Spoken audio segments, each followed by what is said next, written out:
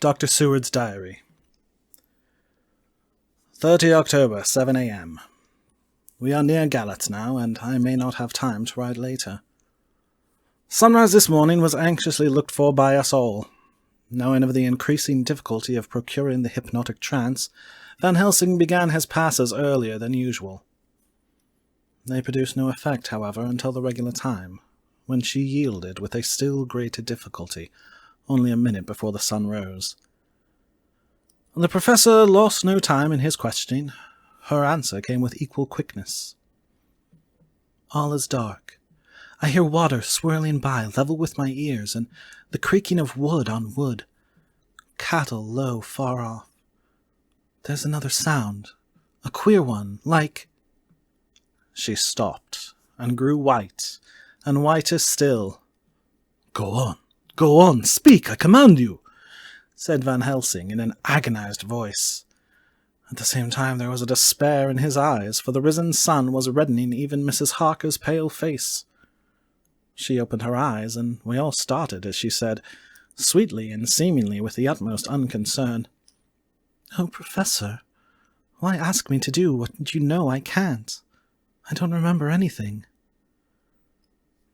Then, seeing the look of amazement on our faces, she said, turning from one to the other with a troubled look, "What have I said? What have I done? I know nothing, only that I was lying here, half asleep, and heard you say, 'Go on, speak, I command you.'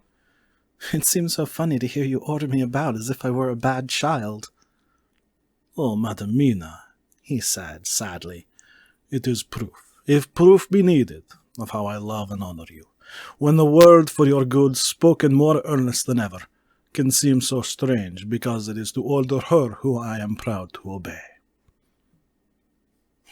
The whistles are sounding. We are nearing Galatz.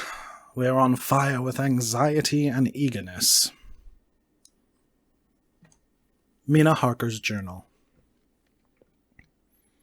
30 October. Mr. Morris took me to the hotel, where our rooms had been ordered by telegraph, he being the one who could best be spared, since he does not speak any foreign language. The forces were distributed much as they had been at Varna, except that Lord Godalming went to the vice-consul, as his rank might serve as an immediate guarantee of some sort to the official, we being in extreme hurry. Jonathan and the two doctors went to the shipping agent to learn particulars of the arrival of the Tsarina Catherine. Later. Lord Godalming has returned. The consul is away, and the vice-consul sick, so the routine work has been attended to by a clerk. He was very obliging and offered to do anything in his power. Jonathan Harker's Journal. 30 October. At 9 o'clock, Dr. Van Helsing, Dr. Seward, and I called on Messrs. Mackenzie and Steinkopf, the agents of the London firm of Hapgood. They had received a wire from London in answer to Lord Godalming's telegraphed request, asking us to show them any civility in their power. They were more than kind and courteous, and took us at once on board the Tsarina Catherine, which lay at anchor out in the river harbour. There we saw the captain, Donaldson by name, who told us of his voyage. He said that in all his life he had never had so favourable a run. "Man," he said, "but it made us afeard, for we expected that we should have to pay for it with some rare piece of ill luck, so as to keep up the average. It's no canny to run frae London to the Black Sea with a wind ahint you, as though the deil himself were blawing on your sail for his ain purpose. And at the time we could no spare a thing.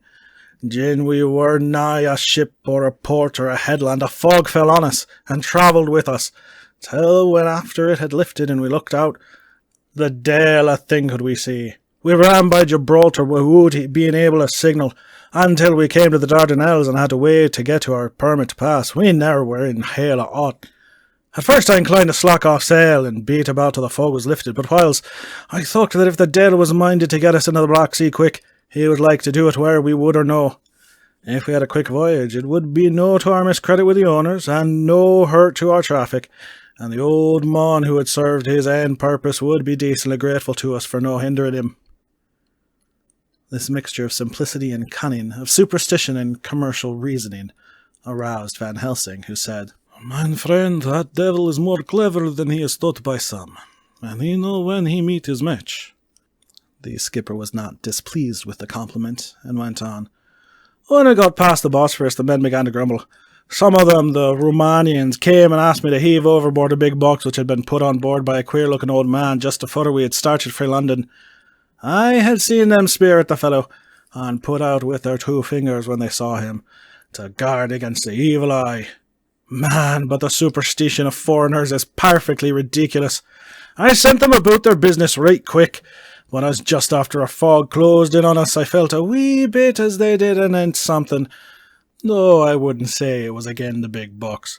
Well, on we went, and as the fog didn't let up for 5 days, I just let the wind carry us, for if the dare wanted to get somewheres, well, he would fetch it up a treat. And if he didn't, well, we'd keep a sharp lookout anyhow. Sure enough, we had a fair way in a deep water the whole time, and 2 days ago, when the morning sun came through the fog, we found ourselves just in the river opposite Galatz. The Romanians were wild and wanted me right or wrong to take out the box and fling it in the river. I had to argue with them about it with handspike, and when the last of them rose off the deck with his head in his hand, I had convinced them that, evil eye or no evil eye, the property and the trust of my owners were better in my hands than in the river Danube. I had, mind ye, taken the box on the deck ready to fling in, and as it was marked Galatz via Varna, I thought I'd let it lie till we discharged in the port and got rid of it altogether. I didn't do much clearing that day, and had to remain the night at anchor. But in the morning, braw early, an hour before sunup, a man came aboard with an order, written to him from England, to receive a box marked for one Count Dracula. Sure enough, the matter was one ready to his hand. He had his papers all right, and glad I was to be rid of the damn thing, for I was beginning myself to feel uneasy at it. If the devil did have any luggage aboard the ship, I'm thinking it was none other than that same." "What was the name of the man who took it?" asked Dr. Van Helsing with restrained eagerness. "I'll be telling you quick," he answered, and stepping down to his cabin produced a receipt signed Emanuel Hildesheim. Bergenstrasse 16 was the address.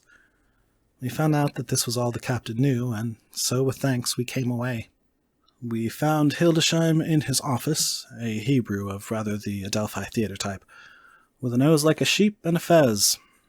His arguments were pointed with specie, we doing the punctuation, and with a little bargaining he told us what he knew. This turned out to be simple but important.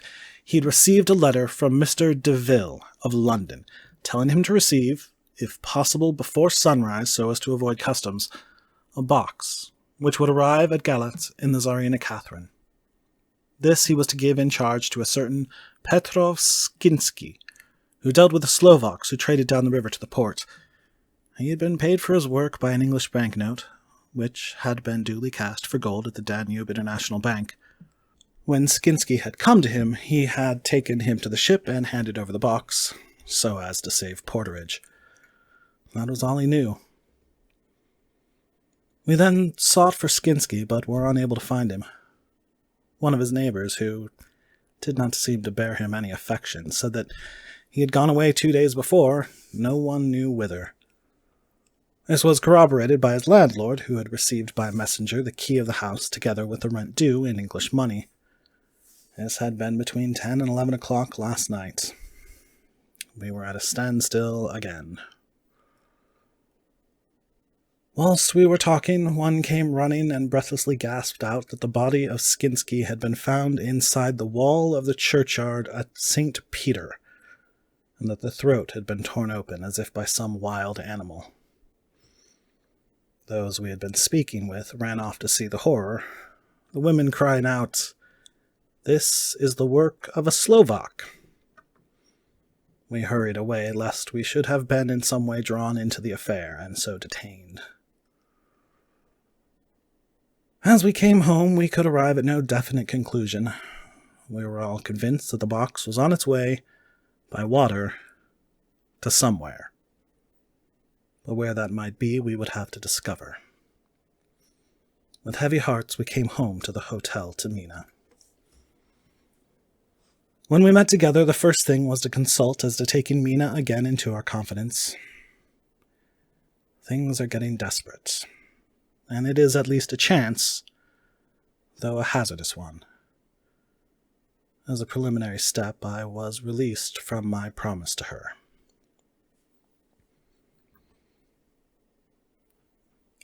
Mina Harker's journal. 30 October, evening. They were so tired and worn out and dispirited that there was nothing to be done till they had some rest. So I asked them all to lie down for half an hour, whilst I should enter everything up to the moment. I feel so grateful to the man who invented the traveller's typewriter, and to Mr. Morris for getting me this one. I should have felt quite astray doing the work if I had to write with a pen. It is all done now. Poor, dear, dear Jonathan. What he must have suffered. What must he be suffering now? He lies on the sofa, hardly seeming to breathe, and his whole body appears in collapse. His brows are knit, his face is drawn with pain. Poor fellow. Maybe he's thinking, and I can see his face all wrinkled up with the concentration of his thoughts. Ah, if I could only help it all. I shall do what I can. I've asked Dr. Van Helsing, and he has got me all the papers that I have not yet seen. Whilst they are resting, I shall go over all carefully, and perhaps I may arrive at some conclusion. I shall try to follow the professor's example, and think without prejudice on the thoughts before me. I do believe that under God's providence I have made a discovery. I shall get the maps and look over them. I am more than ever sure that I am right. My new conclusion is ready, so I shall get our party together and read it. They can judge it. It is well to be accurate, and every minute is precious. Mina Harker's Memorandum, entered in her journal. Ground of inquiry. Count Dracula's problem is to get back to his own place. A. He must be brought back by someone. This is evident, for had he power to move himself as he wished, he could go either as man or wolf or bat or in some other way. He evidently fears discovery or interference, in the state of helplessness in which he must be, confined as he is between dawn and sunset in his wooden box. B. How is he to be taken? Here, a process of exclusions may help us. By road, by rail, by water. By road. There are endless difficulties, especially in leaving the city. X, there are people, and people are curious and investigate. A hint, a surmise, a doubt as to what might be in the box would destroy him. Y, there are, or there may be, customs or octroi officers to pass.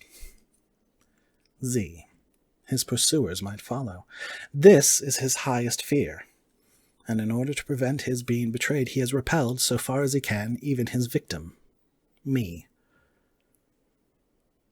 2. By rail. There is no one in charge of the box. It would have to take its chance of being delayed, and delay would be fatal with enemies on the track. True, he might escape at night, but what would he be, if left in a strange place with no refuge that he could fly to? This is not what he intends, and he does not mean to risk it. 3. By water. Here is the safest way in one respect, but with most danger in another. On the water he is powerless, except at night. Even then he can only summon fog and storm and snow and his wolves. But were he wrecked, the living water would engulf him, helpless, and he would indeed be lost. He could have the vessel drive to land, but if it were unfriendly land, wherein he was not free to move, his position would still be desperate. We know from the record that he was on the water, so what we have to do is to ascertain what water. The first thing is to realize exactly what he has done as yet. We may then get a light on what his later task is to be. Firstly, we must differentiate between what he did in London as part of his general plan of action when he was pressed for moments and had to arrange as best he could. Secondly, we must see, as well as we can surmise it from the facts we know of, what he has done here. As to the first, he evidently intended to arrive in Galatz, and sent invoice to Varna to deceive us, lest we should ascertain his means of exit from London. His immediate and sole purpose then was to escape. The proof of this is a letter of instructions sent to Emanuel Hildesheim to clear and take away the box before sunrise. There is also the instruction to Petrov Skinsky. These we must only guess at, but there must have been some letter or message since Skinsky came to Hildesheim. That, so far, his plans were successful, we know. The Tsarina Catherine made a phenomenally quick journey, so much that Captain Donaldson's suspicions were aroused, but his superstition united with his canniness played the Count's game for him, and he ran with his favouring winds through fogs and all till he brought up blindfolded Galatz. That the Count's arrangements were well made has been proved. Hildesheim cleared the box, took it off, and gave it to Skinsky. Skinsky took it, and here we lose the trail. We only know that the box is somewhere on the water, moving along. The customs and the octroi, if there be any, have been avoided. Now, we come to what the Count must have done after his arrival, on land at Galatz. The box was given to Skinsky before sunrise. At sunrise, the Count could appear in his own form. Here we ask why Skinsky was chosen at all to aid in the work. In my husband's diary, Skinsky is mentioned as dealing with Slovaks who trade down the river to the port, and the man's remark, that the murder was the work of a Slovak, showed the general feeling against his class. The Count wanted isolation. My surmise is this: that in London, the Count decided to get back to his castle by water as the most safe and secret way. He was brought from the castle by Zsigany, and probably they delivered their cargo to Slovaks who took the boxes to Varna, for there they were shipped for London. Thus, the Count had knowledge of the persons who could arrange this service. When the box was on land, before sunrise or after sunset, he came out of it from his box, met Skinsky, and instructed him what to do as to arranging the carriage of the box up some river. When this was done, and he knew that all was in train, he blotted out his traces, as he thought, by murdering his agent. I have examined the map and find the river most suitable for the Slovaks to have ascended as either the Pruth or the Sereth. I read in the typescript that in my trance I heard cows low and water swirling level with my ears and the creaking of wood.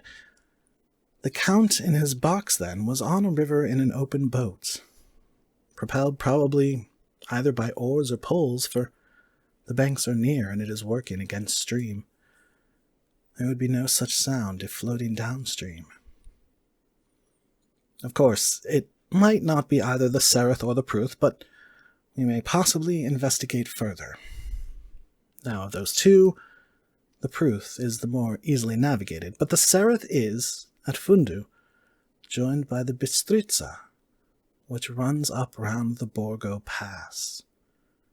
The loop it makes is manifestly as close to Dracula's castle as can be got by water. Mina Harker's journal. Continued. When I had done reading, Jonathan took me in his arms and kissed me. The others kept shaking me by both hands, and Dr. Van Helsing said, "Our dear Madam Mina is once more our teacher. Her eyes have been where we were blinded. Now we are on the track once again, and this time we may succeed. Our enemy is at his most helpless, and if we can come on him by day, on the water, our task will be over. He has a start, but he is powerless to hasten. as he may not leave his box, lest those who carry him may suspect. For them to suspect would be to prompt them to throw him in the stream where he perish. This he knows, and will not. Now, men, to our council of war, for here and now we must plan what each and all shall do. I shall get a steam launch and follow him, said Lord Godalming. And horses to follow on the bank, lest by chance he land, said Mr. Morris. Good, said the professor. Both good, but neither must go alone. There must be force to overcome force if need be. The Slovak is strong and rough, and he carries rude arms. All the men smiled, for amongst them they carried a small arsenal, said Mr. Morris. I've brought some Winchesters. They are pretty handy in a crowd, and there may be wolves. The Count, if you remember, took some other precautions. He made some requisitions on others that Mrs. Harker could not quite hear or understand. We must be ready at all points. Dr. Seward said, I think I had better go with Quincy. We have been accustomed to hunt together, and we two, well armed, will be a match for whatever may come along. You must not be alone, Art. It may be necessary to fight the Slovaks, and a chance thrust, for I don't suppose these fellows carry guns, would undo all our plans. There must be no chances this time. We shall not rest until the Count's head and body have been separated, and we are sure that he cannot reincarnate. He looked at Jonathan as he spoke, and Jonathan looked at me. I could see that the poor dear was torn about in his mind. Of course he wanted to be with me, but then the boat service would most likely be the one which would destroy the vampire. Why did I hesitate to write the word? He was silent a while, and during his silence Dr. Van Helsing spoke. Friend Jonathan, this is to you for twice reasons. First, because you are young and brave and can fight, and all energies may be needed at the last. And again, that it is your right to destroy him, that which has wrought such woe to you and yours. Be not afraid for Madam Mina. She will be in my care, if I may. I am old. My legs are not so quick to run as once, and I am not used to ride so long and to pursue as need be, or to fight with lethal weapons. But I can be of other service. I can fight in other ways, and I can die, if need be, as well as younger men. Now, let me say that what I would is this. Will you, Lord Godalming, and friend Jonathan, go in your so swift little steamboat up the river, and whilst John and Quincy guard the bank where perchance he might be landed, I will take Madam Mina right into the heart of the enemy's country. Whilst the old fox is tied in his box, floating on the running stream whence he cannot escape to land, where he dares not raise the lid of his coffin box lest his Slovak carrier should in fear leave him to perish, we shall go in the track where Jonathan went, from Brit Street over the Borgo, and find our way to the castle of Dracula. Here, Madam Mina's hypnotic power will surely help. We shall find our way, all dark and unknown otherwise, after the first sunrise when we are near that fateful place. There is much to be done, and other places to be made sanctify, so that the nest of vipers be obliterated. Here, Jonathan interrupted him hotly. Do you mean to say, Professor Van Helsing, that you would bring Mina, in her sad case and tainted as she is with that devil's illness, right into the jaws of his death trap? Not for the world, not for heaven or hell. He became almost speechless for a minute, and then went on. Do you know what that place is? Have you seen that awful den of hellish infamy, with the very moonlight alive with grisly shapes, and every speck of dust that whirls in the wind a devouring monster in embryo? Have you felt the vampire's lips upon your throat? Here he turned to me, and as his eyes lit on my forehead, he threw up his arms with a cry. Oh my God, what have we done to have this terror upon us? And he sank down on the sofa in a collapse of misery. The professor's voice, as he spoke in clear, sweet tones, seemed to vibrate in the air, calmed us all. "Oh, my friend, it is because I would save Madam Mina from that awful place that I would go. God forbid that I should take her into that place. There is work, wild work to be done there, that her eyes may not see. We men here, all save Jonathan, have seen with our own eyes what is to be done before that place can be purified. Remember that we are in terrible straits. If the Count escape us this time, and he is strong and subtle and cunning, he may choose to sleep him for a century, and then in time our dear one," he took my hand, "would come to him to keep him company, and would be as those others that you, Jonathan, saw. You have told us of their gloating lips. You heard their ribald laugh as they clutched the moving bag that the Count threw them. You shudder, and well may it be. Forgive me that I make you so much pain, but it is necessary. My friend, is it not a dire need for the which I am giving, possibly my life? If it were that anyone went into that place to stay, it is I who would have to go keep them company." "Do as you will," said Jonathan with a sob that shook him all over. "We are in the hands of God." Later. Oh, it did me good to see the way that these brave men worked. How can women help loving men when they are so earnest, and so true, and so brave? And too, it made me think of the wonderful power of money. What can it not do when it is properly applied, and what might it do when basely used? I felt so thankful that Lord Godalming is rich, and that both he and Mr. Morris, who also has plenty of money, are willing to spend so freely. For if they did not, our little expedition could not start, either so promptly or so well equipped, as it will within another hour. It is not 3 hours since it was arranged what part each of us was to do, and now Lord Godalming and Jonathan have a lovely steam launch, with steam up ready to start at a moment's notice. Dr. Seward and Mr. Morris have 6 good horses well appointed. We have all the maps and appliances of various kinds that can be had. Professor Van Helsing and I are to leave by the 11:40 train tonight for Veresti, where we are to get a carriage to drive to the Borgo Pass. We are bringing a good deal of ready money, as we are to buy a carriage and horses. We shall drive them ourselves, for we have no one whom we can trust in the matter. The professor knows something of a great many languages, so we shall get on all right. We have all got arms, even for me a large-bore revolver. Jonathan would not be happy unless I was armed like the rest. Alas, I cannot carry one arm that the rest do. Scar on my forehead forbids that. Dear Dr. Van Helsing comforts me by telling me that I am fully armed, as there may be wolves. The weather is getting colder every hour, and there are snow flurries which come and go as warnings. Later. It took all my courage to say goodbye to my darling.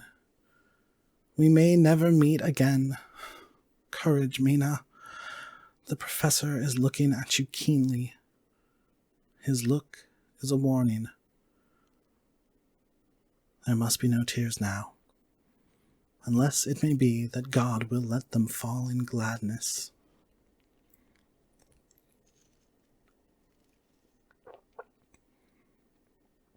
Jonathan Harker's Journal. October 30th. Night. I am writing this in the light from the furnace door of the steam launch. Lord Godalming is firing up. He is an experienced hand at the work, and he has had for years a launch of his own on the Thames and another on the Norfolk Broads. Regarding our plans, we finally decided that Mina's guess was correct, and that if any waterway was chosen for the Count's escape back to his castle, the Sereth, and then the Bistritza at its junction would be the one. We took it that somewhere about the 47th degree north latitude, would be the place chosen for the crossing the country between the river and the Carpathians. We have no fear in running at good speed up the river at night. There is plenty of water, and the banks are wide enough apart to make steaming, even in the dark, easy enough. Lord Godalming tells me to sleep for a while, as it is enough for the present for one to be on watch. But I cannot sleep. How can I, with the terrible danger hanging over my darling, and her going out into that awful place? My only comfort is that we are in the hands of God. Only for that faith it would be easier to die than to live, and so be quit of all the trouble. Mr. Morris and Dr. Seward were off on their long ride before we started. They are to keep up the right bank, far enough off to get on the higher land where they can see a good stretch of river, and avoid the following of its curves. They have, for the first stages, 2 men to ride and lead their spare horses, 4 in all, so as not to excite curiosity. When they dismiss the men, which shall be shortly, they shall themselves look after the horses. It may be necessary for us to join forces. If so, they can mount our whole party. One of the saddles has a movable horn and can be easily adapted for Mina, if required. It is a wild adventure we are on. Here we are, rushing along through the darkness, with the cold from the river seeming to rise up and strike us, with all the mysterious voices of the night around us. It all comes home. We seem to be drifting into unknown places and unknown ways, into a whole world of dark and dreadful things. Godalming is shutting the furnace door.